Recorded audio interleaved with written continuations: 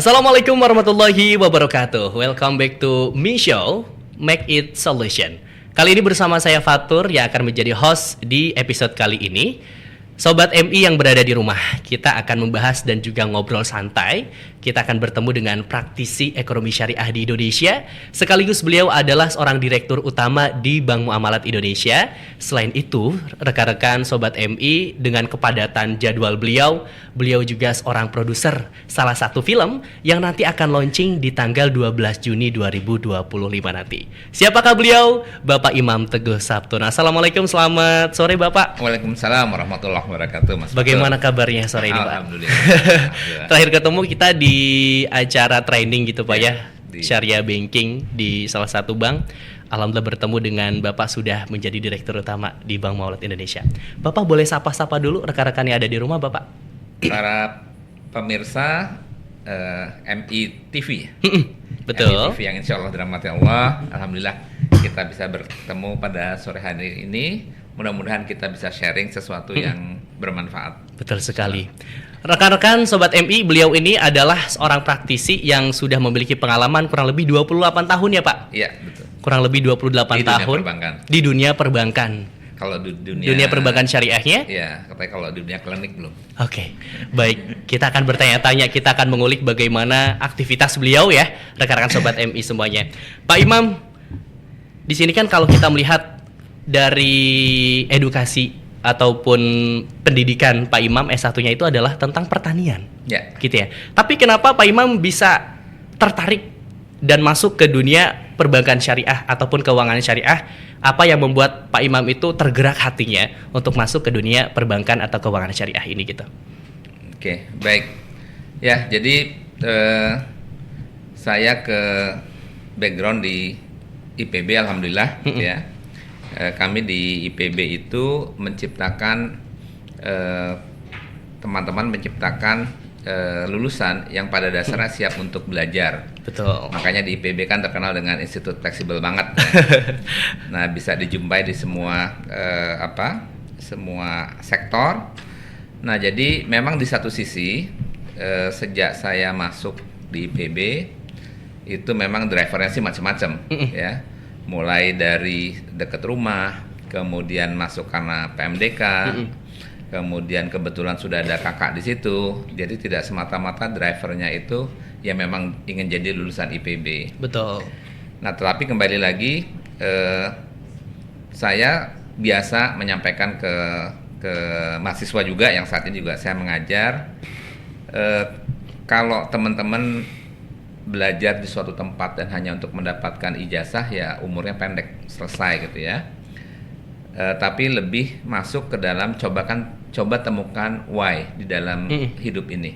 Bahkan sejak dari awal itu yang selalu saya kejar lah. Jadi why itu kalau di dalam ilmu populer yang sekarang yang biasa dikenal dengan ikigai-nya orang Jepang lah. Kenapa saya harus bangun bersemangat besok pagi? Nah, jadi nggak mustahil buat saya kenapa saya harus bangun besok pagi dengan bersemangat kalau cuman mengejar sarjana pertanian. Betul. Gitu. Nah, jadi itulah yang mengantarkan kenapa kok sarjana pertanian lari ke dunia perbankan syariah, apalagi sekarang sudah ditambah embel-embel produser dan seterusnya. Nah, why saya sendiri sih sebenarnya itu salah satunya gitu ya. Itu di drive memang saya tuh pada dasarnya suka dari kecil itu sesuatu quote unquote cerita tentang Mission Impossible. Oke. Yang di drive oleh orang yang mungkin tidak perlu tampak di depan layar. Tapi sejatinya ya dia yang memiliki kemampuan untuk mendrive ini. Nah, Mission Impossible ini yang kemudian saya kalau Mission Impossible itu belum tentu semuanya positif, bisa juga negatif gitu kan. Ya mafia pun juga Mission Impossible sebenarnya. Maka ini yang perlu dikoreksi di tengah jalan gitu ya. Jadi dikoreksi dan kemudian akhirnya waktu itu tercetuslah bahwa saya harus bisa menjadi inspirator bagi banyak orang dalam hal positif. Nah, sehingga tidak membatasi lagi dunianya, mau di dunia yang masih sama dengan atau link dengan latar belakang pendidikan ataupun tidak. Tapi yang pasti tadi berupaya untuk mengejar why saya supaya dapat sebesar mungkin, sebanyak mungkin menginspirasi banyak orang dalam hal kebaikan. Kurang lebih seperti itu. Siap Bapak, berarti sudah ditanamkan gitu ya bahwasanya selain di pertanian kita juga harus siap Di mana kemanapun saja. gitu ya. Oke, kalau kita melihat perjalanan karir Bapak di keuangan syariah itu kan kita juga mungkin akan mencari tahu gitu ya. Kadang kita itu ngelihat orang udah jadinya aja nih, pengen dong sharing kayak gimana gitu kan. Tapi kalau kita harus melihat teman-teman bahwasanya perjalanan dia yang sudah dilalui itu apa aja. Ya. Boleh di-sharing di sini Bapak bahwasanya perjalanan Bapak untuk mencapai dengan jabatan yang sekarang di dunia keuangan syariah. Apalagi kalau saya membaca Bapak itu adalah salah satu tokoh terbaik gitu ya dalam bidang perbankan syariah yang ada di Indonesia gitu Pak. Boleh diceritakan Pak? Kata orang ya. Ya. Oke, karena saya sendiri masih perlu banyak belajar sama guru-guru di perbankan syariah. Jadi intinya ya kalau ditanya perjalanan tadi gitu ya, saya mulai tadi bagaimana saya sangat terinspirasi ya terhadap cerita-cerita. Saya pada dasarnya orang sejarah, orang IPS lah, orang sosial. Oke, sosial. Ya lebih stream sosial. Saya suka dua, yaitu sejarah sama cerita tentang detektif dan spionase. Nah jadi ini yang mendrive saya. Jadi waktu itu kalau ditanya, saya anak paling kecil nomor 7 dari orang tua, yaitu pegawai biasa lah, pegawai di perusahaan bus PPD pada saat itu. Nah, jadi dengan segala keterbatasan, maka saya termasuk orang yang simple dalam konteks belajar, kuliah tuh simple. Simpelnya tuh apa? Udah cari yang paling gampang, ikutin kakak-kakak yang udah, karena catatannya sudah ada, bukunya sudah ada, tinggal ikutin aja gitu ya. Lebih ringan dan selebihnya saya punya banyak waktu explore dan main. Nah, justru saya merasa mendapatkan privilege sebagai anak paling kecil untuk explore dan main ini, gitu ya. Karena tadi ngapain saya nyatet di kelas, catatannya ada semua dari kakak-kakak saya dan seterusnya. Pelajaran itu juga gampang karena soal yang lain harus nyari contoh-contoh soal ulangan, soal ujian. Saya pun juga tinggal buka catatan, itu juga yang keluar. Nah, sehingga waktu itu ya saya sibuknya pertama adalah sibuk di ekstrakurikuler, di kampus juga demikian gitu ya, sampai dengan kerja pun waktu itu di bank konven. Betul. Di bank konven itu saya sangat head on. Waktu itu di bank konvensional, di bank salah satu negara, dan kebetulan awal karir saya itu diminta untuk menjadi salah satu tim IPO. Oke. Perusahaan. Nah, waktu tahun 96 IPO itu hanya ada 2 perusahaan ya. Ada Telkom dan kemudian berikutnya BNI. Nah, kebetulan saya di BNI, intinya saya diminta untuk masuk ke tim IPO, tapi karena belum ada case study, saya belajar di New York pada saat itu. Di New York untuk mendapatkan pelatihan tentang pasar modal, investor relation gitu ya. Nah, disitulah saya belajar bagaimana di sana itu orang dihargai dengan number of AUM, account under management. Jadi seorang itu dihormati atau tidak dihormati itu tergantung berapa jumlah miliar dolar AUM yang ada yang dikelolanya. Jadi diajarin tuh sama mentor di sana gitu ya.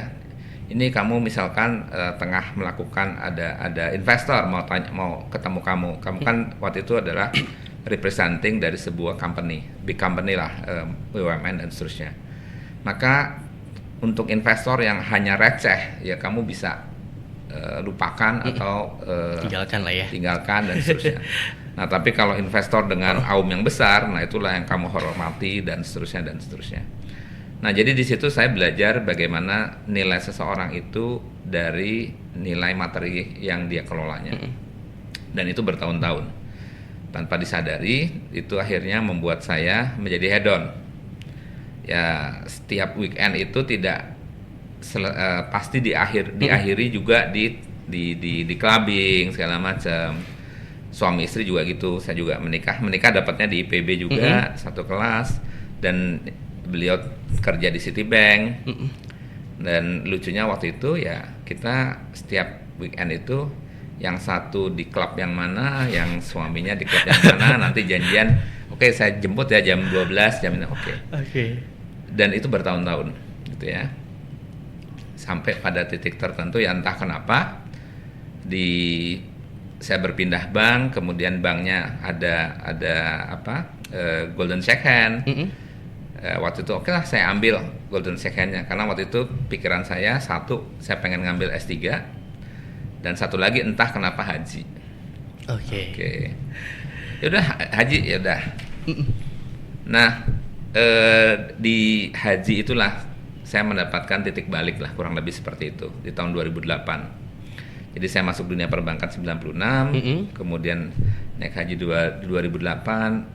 Waktu itu kebetulan pembimbing hajinya Ustadz Didin Hafiduddin, yang sampai saat ini pun selalu senantiasa saya hormati karena lewat beliau lah saya waktu itu berputar gitu ya, haluan gitu ya. Nah sampai pada cerita tentang kota Madinah. Jadi Ustadz Didin itu dia ngasih kajian setiap hari ke jemaahnya itu yang ada di sana, sesuai dengan event di mana jemaah haji itu bergerak gitu ya, mulai dari sampai di kota Madinah. Nah, baru beliau mengatakan Madinah ini adalah kota pertama kali dikenal istilah masyarakat madani. Dan disinilah mulai Rasul itu berperan, tidak hanya, kan periodenya ada Rasul sebagai pedagang, Rasul sebagai pemimpin agama, sebagai pemimpin perang, jenderal perang, dan disinilah beliau sebagai istilahnya pemimpin sipil yang memberikan mengatur ketatanegaraan.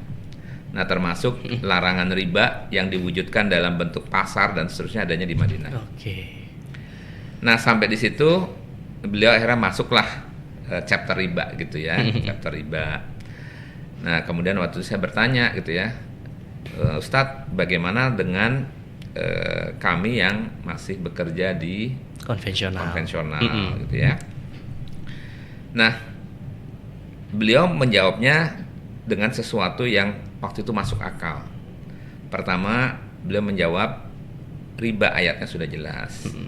Jadi kalau kita menentang atau menafikan adanya ayat tersebut, ya kita masuk kaidah yang kafir karena menolak. Nah, tetapi tidak serta-merta pada saat kita mendengar ayat riba itu harus berhenti gitu ya. Karena buat seorang lelaki, seorang ayah, memberi nafkah itu kepada wajib, keluarga, betul. Wajib gitu ya. Jadi harus dipikirkan masak-masak gitu. Bicarakan sama istri ya, sehingga waktu itu beliau kasih tiga tahap. Bukan opsi, tahap. Tahap pertama adalah meyakini bahwa riba itu adalah haram. Karena harus ditinggalkan. Yang kedua gitu ya. Yang kedua, buat planning, ya, bagaimana meninggalkannya. Yang ketiga, berupaya secara sungguh-sungguh dan berdoa supaya planning itu dapat dikerjakan. Istilahnya gitu ya. Planning itu adalah meninggalkan. Karena kalau semata-mata langsung pergi saja, betul. Ya, padahal kita punya kewajiban memberi nafkah. Nah, saya waktu itu lirik-lirikan sama istri dan mengatakan, wah kalau 3 ini aman lah. Kita bisa buat planning kan bisa 3 tahun lagi, 5 tahun lagi. Di kepala saya udah 10 tahun lagi gitu. Yang penting kan niat. Itu cuma ngomong, yang penting kan niat. Niat tuh bisa anytime, kapan saja. Nah, setelah selesai, saya pikir selesai juga cerita tentang riba itu. Nah, tetapi kemudian akhirnya ditutup sama Ustadz Didin terkait dengan ayat bagaimana Allah itu menjamin rezeki setiap hambanya, dan rezeki itu tidak mungkin tertukar. Rezeki itu akan habis, apabila habis rezeki maka habis pula umurnya. Kemudian rezeki itu karena tidak bisa tertukar, maka mau mengerjakan yang halal atau haram pun juga dapatnya segitu, karena sudah terjatah. Nah, dikeluarkanlah ayat bahwa Allah itu menjamin makhluknya, bahkan hewan yang melata pun itu sudah dapatnya rezekinya dengan takarannya masing-masing gitu ya. Terus ditutupnya yang nyentaknya itu. hewan melata aja dijamin, apalagi lulusan IPB gitu, S2 pula gitu. Udah itu udah nih abis nih gua nih. Tapi Bapak ada tantangan terberat nggak Pak? Antara kan dari konvensional ke syariah itu kan tentu katanya sih ada ujian-ujiannya tersendiri gitu ya. Karena hijrah kan istilahnya Bapak ya. Yang Bapak rasakan itu apa itu Pak? Dari konven menuju ke syariahnya itu. Dari konven ke syariah yang pertama saya alami, syariah itu just a product. Sama saja lah. Yang tadinya di sini margin, sini bunga, ini jadi margin. Yang di sininya jadi fee, di sini ujroh, samalah gitu ya. Oke. Nah, kemudian saya ingat banget pertama kali saya belajar, gurunya itu Arimo Duto. Bapak Arimo Duto. Nah, beliau menyampaikan juga sama salah satu ayatnya gitu ya. Ya barang siapa mengambil satu ayat dan menolak yang lain untuk mengambil jalan tengah, kurang lebih seperti itulah. Maka sungguhnya dialah saya kafir yang sesungguhnya. Nah, jadi sekarang ayatnya udah ada nih Pak Imam tentang ayat riba, gitu kan? Kalau nih sekarang Pak Imam sudah pernah baca ayat riba seperti ini, besoknya tiba-tiba dapat panggilan dari dari BNI waktu itu induknya. Dan Pak Imam ditunjuk sebagai direktur BNI. BNI konven ya atau syariah? Oh, masih konven. Nah, karena waktu itu saya belajar syariah itu karena oleh induk ditunjuk jadi direktur kepatuhan. Kepatuhannya. Karena belum pernah belajar syariah, dapatlah di kelas syariah. Nah, ditanyalah itu, kan Pak Imam udah baca nih semuanya gitu ya. Juga dibaca tadi ayat yang barang siapa ngambil sebagian menolak yang sebagian, maka sungguhnya kalah kafir yang sesungguhnya. Nah, kalau udah belajar ini, tiba-tiba besok Pak Imam dapat surat, ditunjuk sebagai direktur di Bank Konven. Nah, gimana sikap Pak Imam? Masalahnya balik lagi, tidak ada yang terjadi. Akhirnya di situ juga saya menyadari bahwa tidak ada yang terjadi secara kebetulan. Kalau seandainya itu ditanyakan dalam ruangan tertutup, itu akan lain ceritanya. Ya, saya bisa ngeles kiri kanan. Masalahnya, hal itu dinyatakan pada saat raker. Raker di mana saya baru duduk sebagai direktur kepatuhan itu yang di BNI konvensional. Dan waktu itu enggak, direktur kepatuhan di BNI Syariah. Oh, BNI Syariah. Okay. Karena pada saat itu saya jadi tim spin off-nya. Tapi tim spin off-nya tadi asumsinya kan ada pembeli investor asing, tapi nggak jadi. Karena investor asingnya ingin mayoritas, sehingga semuanya tetap jadi BNI. Nah, sebagai berikutnya penugasan, karena saya bekas anggota timnya atau wakil ketua tim spin off, saya ditunjuk jadi direktur. Nah, itu dinyatakan di depan raker, depan anak-anak, ya kayak sekarang di depan seluruh L1, L2 lah gitu. Wah, itu merasa ya sudahlah, kalau ini saya pikir lip service lah gitu ya. Tapi begitu saya nolak gitu. Tapi setelah saya berpikir ini tanpa disengaja saya dibaiat ini. Dijerumuskan lebih baik ya. Dijerumuskan ke tempat yang lebih baik sebenarnya. Nah, sampai sekarang itu masih terngiang. Ya, kalimat bahwa saya tidak akan menerima jabatan direktur BNI bahkan pada saat itu. Sementara kasarnya direktur di anak perusahaan itu ya setara sama L1 lah divisi. Nah, ini naik pangkat nih jadi direktur, dan itu sudah saya ikrarkan di depan seluruh karyawan BNI Syariah. Setelah itu baru mikir, ya setelah pulang malam baru mikir sebenarnya apa yang Allah inginkan gitu ya. Karena saya punya keyakinan ini terjadi tidak kebetulan. Nah, baru disitulah akhirnya saya mengatakan mungkin ini adalah perintah yang meminta saya ya untuk ya sudah kafah di dalam ekonomi syariah. Nah, itulah sejarahnya. Kenapa kemudian akhirnya saya ya sudah baru tahun 2010 2011 lah saya menjadi Syariah Bankers, dan baru tahun 2010 itulah saya berhenti dugem. Oke. Jadi kalau dugem itu berhentinya ya gara-gara Syariah itu jadi ya. jadi direktur, nggak tanggung-tanggung, bukan dari gara-gara dari pegawai Bank Syariah, nggak jadi direktur Bank Syariah. Jadi saya berhenti dugem, dan pada saat itulah saya baru belajar ngaji. Oh gitu, Masya Allah.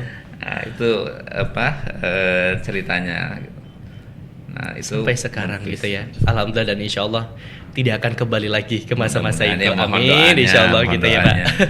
Oke, kalau kita melihat itu kan Pak, emang perjalanannya cukup panjang Pak ya. Dan apabila kalau kita lihat juga perjalanan dari konven ke syariahnya itu kan beberapa puluh tahun perjalanan Bapak di konven dengan latar belakang yang kayak ngedugem di mana-mana dengan istri bahkan, tapi sekarang alhamdulillah misa-misa malah ya. Bukan satu tempat ya. Tapi kalau sekarang itu kan Bapak dikenal dengan slogannya dakwah first, business follow. Ya. Nah, apa yang melandasi Bapak memberikan ataupun apa yang memberikan slogan itu dalam diri Bapak sendiri gitu dalam melakukan bisnis? Ya. Jadi tadi belajar dari background yang dari awal tadi ya. Yang mengatakan bahwa sejatinya kalau kita malu melakukan sesuatu, mendapatkan sesuatu, berarti ada yang salah. Maka lawan daripada ketertutupan itu justru adalah terbuka, bahkan mengajak. Nah, dakwah ini sendiri sebenarnya asalnya adalah invitation, mengundang untuk hal yang lebih baik. Lebih baik. Ya. Misalkan, dan itu juga jangan diarti sempitkan, namanya dakwah itu harus deliver ayat. Bukan deliver ayat sih iya, tetapi ayat yang dimaksud itu adalah baik ayat qauliyah maupun kauniyah. Bekerja lebih bagus adalah dakwah. Penampilan rapi itu juga dakwah. Pengamalannya gitu ya, juga ya tentu. Menciptakan produk yang lebih efisien itu adalah dakwah. Karena memberikan inspirasi pada yang lain untuk menjadi lebih baik. Nah, kembali kenapa dakwah first, business follows. Yang pertama adalah sejatinya tidak ada bisnis yang di dunia ini yang memberikan keuntungan. Ya, kembali gitu ya, kalau kita lihat berapa sih jumlah gaji yang bisa di-provide oleh perusahaan sehebat apapun, ya paling mau 100 juta, 200 juta, 1 miliar sebulan gitu ya. Nah, sekarang kita sama-sama mencoba menghitung. Yang jadi masalah itu sebenarnya bukan kita tidak bisa menghitung, kita nggak mau ngitung, kita nggak mau menghitung. Contoh misalkan, dalam sehari manusia itu kalau dia menghirup oksigennya lewat tabung, ya karena saya sudah mengalami gitu ya. Betul. Pada saat pakai ventilator, itu kalau kita lewat tabung itu nggak tidak kurang dari 1,2 juta dalam rupiah sehari. Oke. Ya, kalau oksigennya membeli. Kedua, kalau kita makan beras, makan nasi itu menurut data ilmiah ada namanya penelitian water tracker. Kalau teman-teman IPB itu, water tracker lah air yang dibutuhkan untuk memproduksi 1 kg komoditi. Nah, beras itu 1 kilogram butuh 2.700 liter. Oke. Nah, 2.700 liter itu kalau dirupiahkan, anggaplah nilai baku air 25. Jadi 25 kali 2.700 itu mungkin berapa? Di atas 100.000 lah. Itu baru bayar beras 1 kilo untuk bayar airnya. Padahal di dalam beras itu ya ada air, ada pupuknya, ada ongkos petaninya dan seterusnya. Nah, kenapa beras bisa dijual 1 piring sudah jadi nasi itu di 5.000 segala macam? Karena tidak pernah dibayar yang air dan seterusnya. Kenapa tidak dibayar? Karena mendapatkannya gratis. Bukan tidak bisa dihitung ya. Artinya bisa dihitung. Nah, kalau anggaplah semuanya kita hitung. Menghirup oksigen kita hitung, makan tadi hanya untuk ongkos makannya, itu makan nasi aja itu mungkin lebih dari 100.000 sekali makan. Kalau kita makan daging, yang saya tahu 1 kilo daging itu membutuhkan 60 kWh sinar matahari. Oke. 1 kWh itu saat ini sekitar anggaplah 2.000. Jadi kalau bayar mataharinya saja itu berarti 120.000, belum bayar daging yang ininya. Jadi dengan kata lain itu kalau dijumlah Oke. semua, Oke. ya bukannya tidak bisa dihitung, bisa dihitung, tetapi yang kita mau aku adalah sebesar yang kita bayar. Mm-mm. Tapi kalau dihitung semua, maka tidak ada satu perusahaan pun yang sanggup menggaji kehidupan karyawannya. Nah, kalau itu semuanya di-upload ke dalam ongkos, maka sudah pasti perusahaan itu bangkrut. Ya, karena tidak sanggup membayar apa yang dia harus bayar. Nah, itulah yang dimaksud dengan wal asr innal insana lafi khusr. Sesungguhnya manusia itu dalam kerugian. Nah, di satu sisi juga yang membuat kita sedih, yang membuat kita gembira, itu kan semua berdasarkan angka-angka tadi yang kita bayar. Kita sedih kalau nggak dapat bonus, gembira kalau dapat bonus. Demikian juga perusahaan. Kita katakan perusahaan bagus kalau labanya besar. Kita katakan perusahaan jelek kalau labanya kecil. Padahal semua itu terjadi karena kesepakatan atas kebodohan manusia, ya kan? Kan kita bodoh ya, kita sepakat aja bahwa gaji kamu 5 juta itu cukup buat ini. Padahal kalau ditanya nggak cukup. Kenapa? Karena kita tidak membayar oksigen, kita tidak membayar ini segala macam. Tapi kalau itu dihitung, maka sejatinya semua perusahaan atau semua bisnis itu rugi. Nah, bagaimana biar nggak rugi? Bertransaksinya dengan sang pemilik alam semesta itu. Maka kita sejatinya bekerja itu adalah bekerja bertransaksi dengan Allah. Oke, beribadah gitu ya. Nah, itulah kenapa judulnya adalah bagaimana beribadah dengan Allah. Kalau konsep beribadah kan ta'muruna bil ma'ruf wa tanhauna 'anil munkar. Itu adalah bentuk daripada ibadah. Biar ibadah pada Allah, ta'muruna bil ma'ruf wa tanhauna 'anil munkar, itu kalau dijadiin satu kata namanya dakwah. Nah, jadi judulnya dakwah first, business follow. Business follow. Bekerjalah, bertransaksilah dengan Allah. Maka Allah yang akan atur bisnis kita. Kalau bisnis kita bagus, yaitu karena pertolongan Allah, bukan kita yang hebat. Kalau bisnis kita rugi, itu karena seizin Allah. Nah, kalau ini sudah dikedepankan, dakwah dikedepankan, maka sejatinya itulah cara untuk mendapatkan keuntungan sejatinya. Ya, jadi kan kalimatnya wal asri innal insana lafi khusrin illal ladzina amanu, kecuali yang beriman. Kemudian yang berikutnya wa juga kecuali yang beramal soleh. Tapi masih rugi juga karena kalimatnya wa bukan au. Jadi beriman saja rugi kecuali mereka beramal, beriman dan beramal juga rugi kecuali kalimat terakhir watawasau bil haq watawasau bis sabar. Nah, udah kalau kalimat pakai watawa saling, dan inilah namanya dakwah. Kan saling mengingatkan ya dalam kebaikan dan saling mengingatkan dalam kesabaran. Kalau ini terpenuhi, maka barulah kalimat yang di atas nggak rugi, karena kalimat di depan sungguhnya manusia itu rugi kecuali bla bla bla bla bla bla bla. Nah, itulah kenapa kemudian akhirnya spirit itu yang saya katakan dakwah first, business follow. Gitu. Jadi untuk menjamin kita nggak rugi, terlepas perusahaan lagi rugi, kita sebenarnya sejatinya nggak rugi. Perusahaan lagi untung pun kita juga nggak keblinger, kita nggak jadi mislead, seakan-akan kita untung padahal rugi gitu.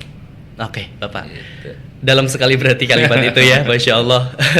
Dan kalau kita melihat kan Pak, memang ekonomi di Indonesia itu secara syariah mungkin kita masih tertinggal dengan negara tetangga gitu ya.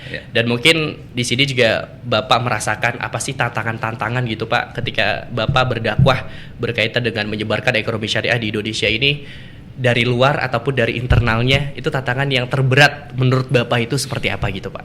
Ya, tantangan terberat ya yang pasti adalah literasi. Literasi syariah itu masih sangat rendah ya. Tapi ini juga tantangan sekaligus peluang ya, karena berarti peluang bagi para banker syariah untuk bisa berkiprah berkarya. Kemudian juga produknya juga masih terbatas gitu ya. Dan yang berikutnya keperpihakan atau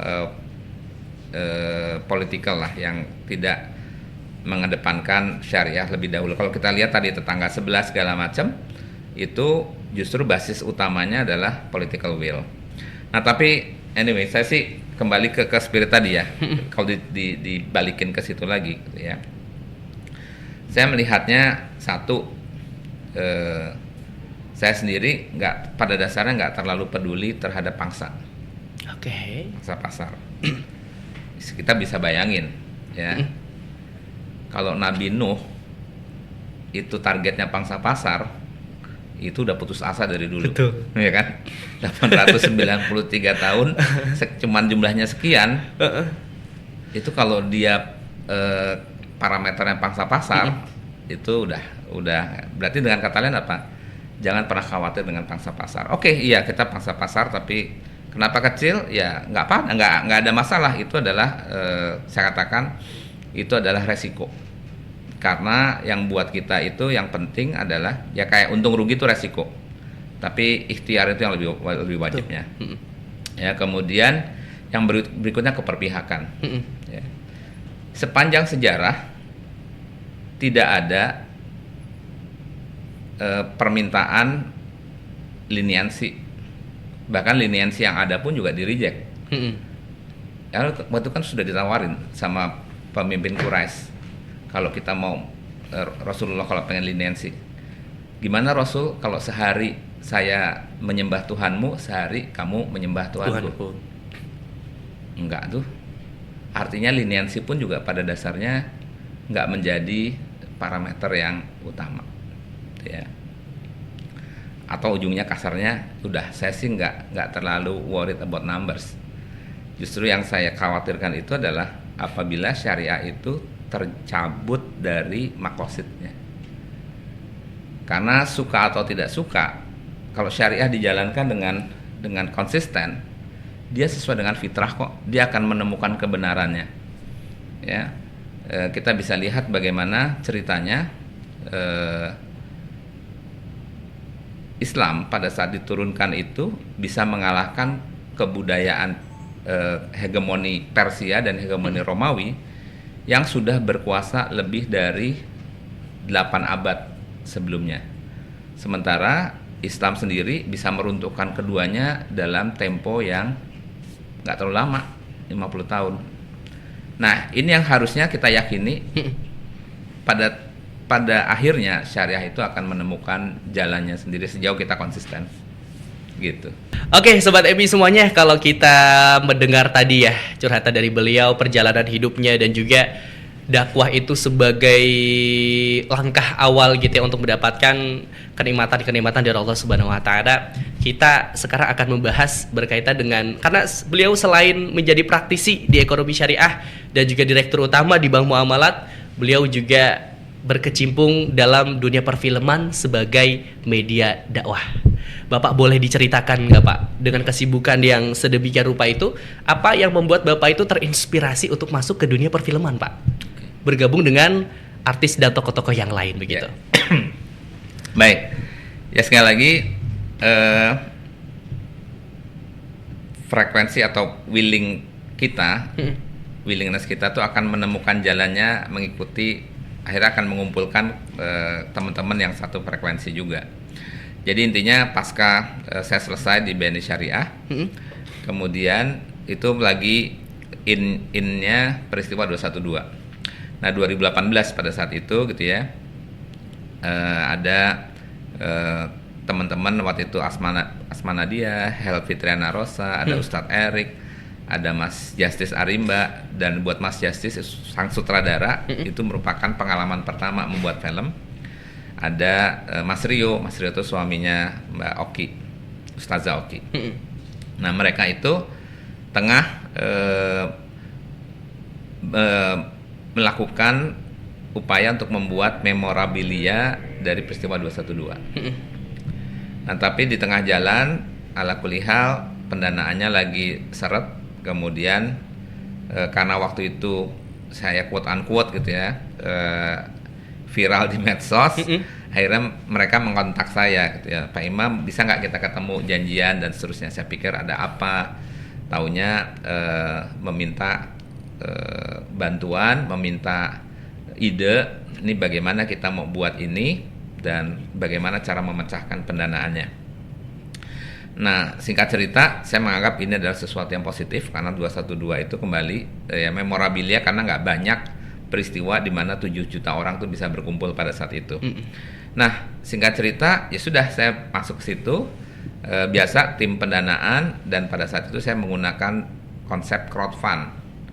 Meskipun tidak publicly crowdfund, tetapi satu persatu saya datangi relasi dan seterusnya untuk siapa yang berminat chip in. Ya alhamdulillah nggak ada yang mau, karena waktu itu masih berbau 212-nya itu gitu. Betul. Ya.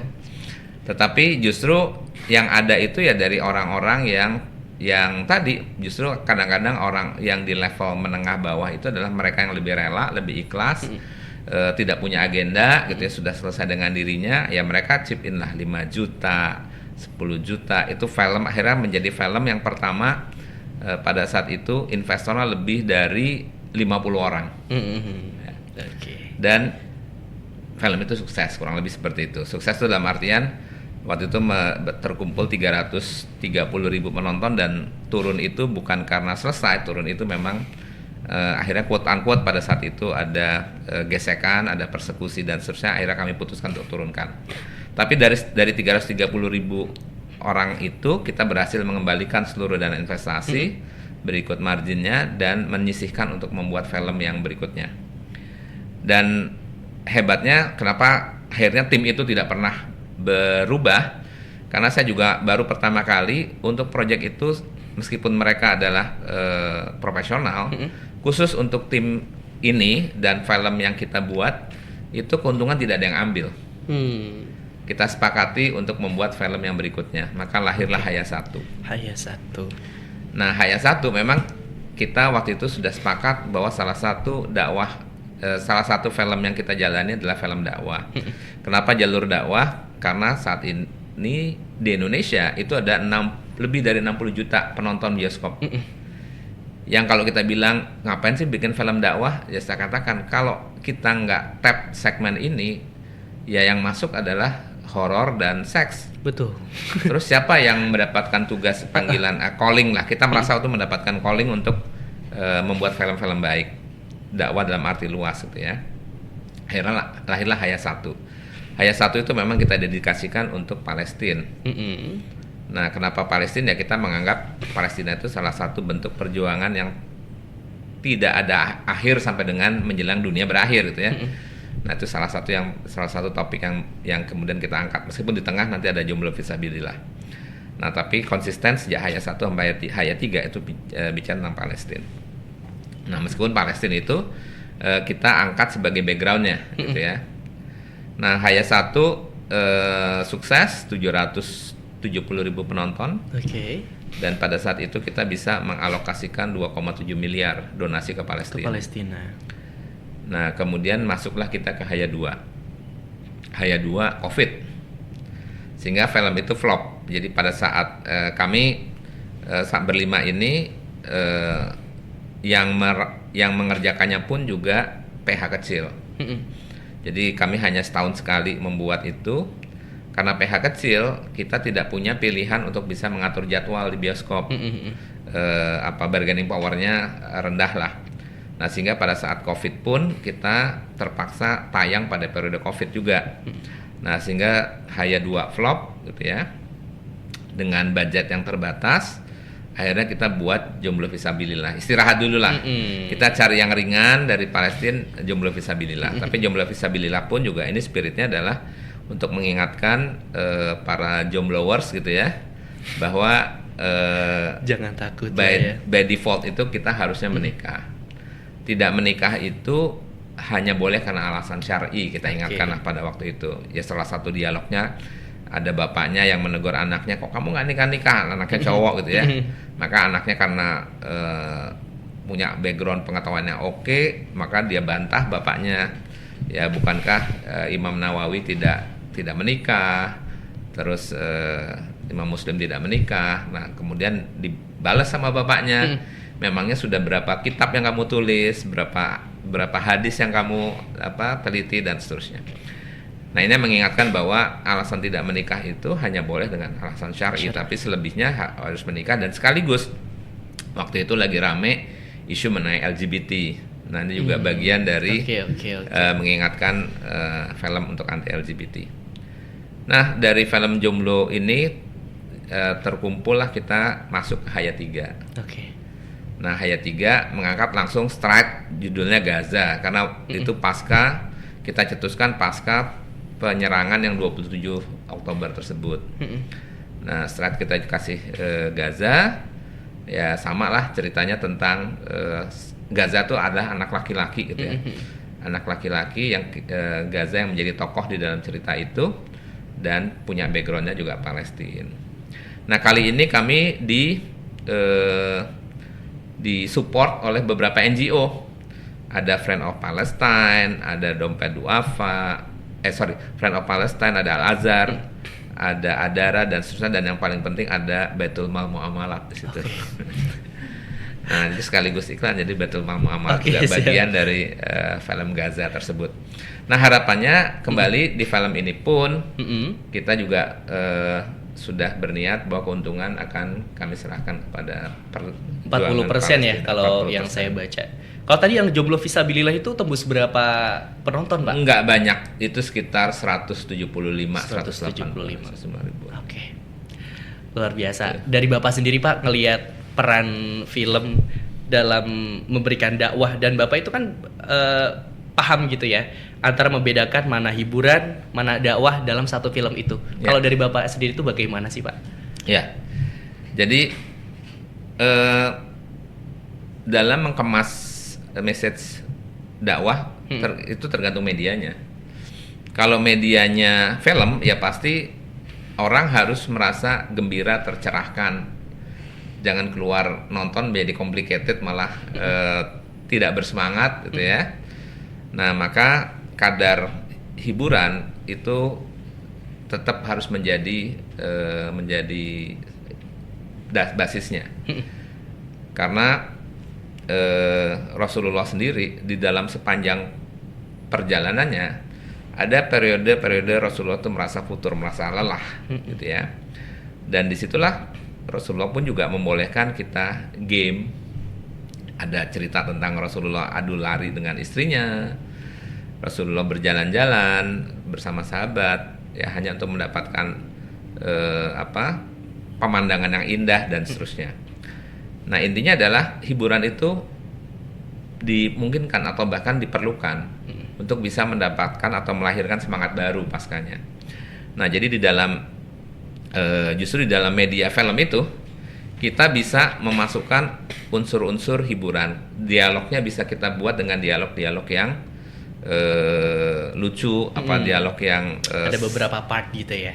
Parodi, satir, itu semuanya bisa dimasukkan di dalam media film gitu. Tanpa harus menghilangkan message dakwahnya. Oke. Dan kalau boleh tahu, Pak, pesan apa sih, Pak, yang ingin Bapak sampaikan dalam film Gaza atau Hayat 3 ini, Pak, kepada audiens ataupun penonton? Ya, terutama mungkin generasi saya, Pak, ya, generasi Gen Z ataupun di bawahnya generasi milenial, apa yang ingin disampaikan oleh Bapak? Sampaikan 3 hal aja. Pertama, akidah. Akidah itu harus berpihak. Jadi nggak ada kalimat akidah itu netral. Nggak, akidah itu harus berpihak di dalam segala sesuatu. Dalam kehidupan sehari-hari pun kadang kasarnya gini. Saya sendiri nggak suka bola, gitu ya. Tapi ada pertandingan bola, terus ada yang nanya, Pak Imam, milih yang mana? Jagoin yang mana nih? Karena saya polos, saya tanya aja, yang ada pemain muslimnya yang mana? Dia tanya, kok yang ada pemain muslimnya? Ya, ini justru kesempatan untuk saya menyampaikan gitu ya, bahwa sesama muslim itu harus saling menguatkan. Ini kan urusan bola. Nggak gitu, saya bilang. Akidah itu mustahil bersifat netral. Dia harus berpihak di dalam segala situasi, karena disitulah kalimatnya. Jadi pada saat kita mengatakan kalimat berapa banyak ayat menyatakan wala tatabi'u khutuwati syaitan innahu lakum aduwwun mubin, jangan engkau ikuti langkah-langkah setan, sungguhnya setan itu musuh yang nyata bagimu. Artinya dalam setiap saat, dalam setiap peristiwa, setan itu nggak mungkin tidak hadir, karena dia sudah berjanji sama Allah bahwa saya akan menggoda manusia sampai dengan akhir. Jadi dalam setiap peristiwa, mau di kantor, mau di ini, pasti ada setan. Dan kita nggak mungkin netral gitu ya, kita harus berhadapan. Jadi kalau misalkan Mas Fatur itu bangun pagi-pagi merasa nggak ada musuh, nggak ketemu kejahatan, jangan-jangan Mas Fatur udah nggak di dunia. Oke. Karena setan itu akan ada sampai dengan nanti selesai. Dan berbagai macam tuh ya musuhnya. Berbagai Betul. macam. Even bangun mau tidur lagi itu setan tuh. Oke. Gitu kan. Dan harus kita lawan tentunya. Harus dilawan. Itu Jadi yang makanya susah tuh mustahil buat kita. gitu ya, mustahil kita kalau nggak sampai sempat ada kalimat ini nggak ada yang harus kita tidak berhadapan sama hal yang batil, itu berarti kita nggak di dunia. Berarti selama di dunia kita harus pasti berhadapan dengan yang batil. Kalau kita merasa kayak, kayaknya hidup saya lurus-lurus aja nih, nggak ada rintangan nih, itu gimana itu Pak? Itu ada yang salah, harus dicek gitu. Jangan-jangan kita satu pasukan sama mereka gitu kan, kita nggak tahu juga. Nah tapi balik lagi gitu ya, apa message daripada film ini? Satu, kita harus berpihak. Ya, pada saat ada message kita lihat, ini kita berpihak iya atau tidak. Kemudian yang kedua, ya jangan lupakan Gaza lah. Karena Gaza ini adalah simbol epicentrum, bahkan kisah-kisah akhir zaman itu epicentrumnya ada di sana, gitu ya. Dan yang terakhir, berbuatlah sekecil apapun di lingkup kita masing-masing untuk menegakkan kebenaran, gitu ya. Jadi Gaza itu pasti tidak selesai, atau Palestina itu tidak selesai dengan sumbangan, nggak mungkin. Ya, Gaza itu harus selesai apabila semua orang itu bekerja secara berpihak tadi, sesuai dengan porsinya masing-masing. Yang presiden harusnya bisa membuat political decision, yang bankers harusnya tadi bisa berpikir untuk pooling fund, yang artis bisa menciptakan karya-karya yang berpihak. Itu kalau dilakukan bersama-sama, barulah kemudian kita bisa berharap itu terjadi gitu ya, kemenangan. Tapi kalau cuman mau presiden sampai bahwa cuman selesai dengan mentransfer, itu enggak. Dan itulah message daripada film tersebut. Nah, kurang lebih seperti itu. Memberikan kesadaran tentunya gitu ya. Iya. Tapi kan Pak, ini kan cukup sensitif gitu ya filmnya ya, tentang Gaza gitu. Adakah pasti ada penolakan, ada yang menerima, ada yang menolak gitu. Iya. Tapi strategi dari tim Bapak sendiri selaku produser dan juga tim-tim yang lain agar film ini bisa diterima oleh khalayak umum nih, pangsa pasarnya banyak gitu loh. Iya. Di perfilman Indonesia Iya. itu seperti apa Pak? Kita gunakan bahasa general lah, Oke. bahasa manusia, karena untuk memahami genocide itu tidak perlu Oke. seorang muslim. Manusia yang saya katakan hati kecil, yang tadi saya katakan hati kecil itu nggak muslim atau non muslim. Pada saat dia melakukan kejahatan, pasti hati kecilnya akan berbisik, dan itu tidak bisa dipungkiri. Yang ada itu adalah dia menutupi atau dia memungkiri bisikan hati kecilnya, karena sejatinya tadi gitu ya, untuk bisa melihat benar salah dalam konteks Palestina dalam hal ini gitu ya, nggak perlu seorang muslim. Nah, bahasa-bahasa general itu yang kita angkat di film tersebut. Oke. Dan tentunya dengan aktivitas Bapak ya Pak yang cukup banyak ini, kan ini termasuknya dakwahnya dakwah modern ya Pak ya, melalui film. Dengan aktivitas Bapak yang banyak gitu, bagaimana cara Bapak untuk membagi waktunya tuh antara fokus ke filmnya itu dan sama aktivitas Bapak yang padat banget gitu Pak? Saya juga bingung ya. Gimana caranya gitu. Saya sendiri juga nggak pernah berpikir untuk secara spesifik jam segini harus mengatur ini ya. Saya satu, tergantung Mbak Denti yang ngatur gitu ya. Yang kedua itu ya memang kita harus sepakat dulu gitu. Artinya berkompromi dengan diri kita gitu ya, bahwa satu, untuk tetap berada di jalan dakwah itu tidak mudah. Tidak mudah. Jadi sudah memprogram ke diri saya, pasti sulit, pasti capek. Nah, tapi begitu sudah diprogram pasti sulit, pasti capek, maka kita bisa nikmatin. Jangan kemudian kaget kok sulit banget ya. Ya kita harus believe gitu ya, sesuatu yang besar gitu, sesuatu yang kita inginkan nanti mendapatkan kesenangan yang besar tidak mungkin dilakukan dengan cara-cara yang mudah. Ya. sebuah cerita-cerita besar ataupun peristiwa besar tidak mungkin dilahirkan oleh narasi-narasi sederhana. Narasi sederhana membutuhkan pemikiran besar dan pastinya membutuhkan effort yang besar juga. Dan itu sudah menjadikan hukum Allah ya, dengan asumsi ada masanya nanti kita beristirahat gitu ya. Dan beristirahatnya itu panjang sekali. Siap. Gitu. Luar biasa. Jadi ya harus capek gitu ya, harus capek. Betul. Dan ikutin flow-nya aja gitu Pak ya. Iya. Karena satu sisi niatnya juga baik untuk berdakwah dan juga memberikan kesadaran kepada masyarakat umum bahwasanya ini bukan tentang agama ataupun apa, tapi tentang kemanusiaan juga. Betul. Gitu ya, hati nurani. Baik Sobat MI semuanya, alhamdulillah kita sudah berbincang-bincang dan Pak Imam juga sudah memberikan edukasi kepada kita semuanya. Terima kasih Pak Imam. Tentunya ini materi yang sangat luar biasa ya, bisa memberikan saran kepada kita bahwasanya ketika kita bekerja itu tidak melulu tentang uang ataupun profit, tetapi bagaimana cara kita bekerja agar apa yang kita lakukan bisa bermanfaat untuk orang lain sebagai bahan dakwah. Karena memang hidup di dunia ini bukan melulu tentang finansial yang kita miliki, tetapi kebermanfaatan kita untuk umat manusia. Kemudian teman-teman jangan lupa untuk menonton film Hayat 3 yang insya Allah akan launching tepat pada tanggal 12 Juni 2025, akan tayang di bioskop seluruh Indonesia.